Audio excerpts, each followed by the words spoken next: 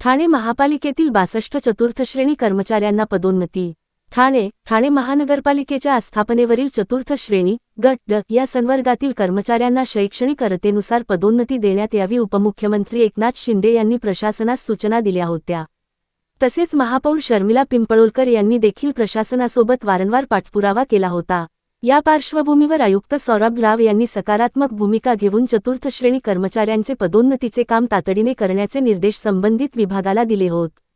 सोमवारी महापालिका प्रशासनाने एकूण 62 चतुर्थ श्रेणी कर्मचाऱ्यांना लिपिक तथा टंकलेखक या पदावर पदोन्नतीचे आदेश निर्गमित केले आहे।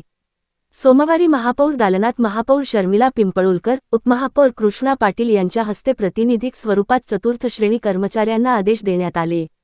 यावेळी उपायुक्त मनीष जोशी, जी गोदेपुरे, कार्मिक अधिकारी दयानंद बुंडप, आस्थापना अधीक्षक राधिका कांबळे व कर्मचारी उपस्थित होते।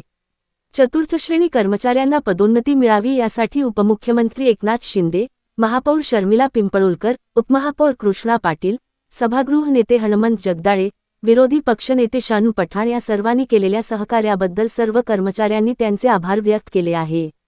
या पदोन्नतीमुळे कर्मचाऱ्यांमध्ये आनंदाचे वातावरण पसरले आहे।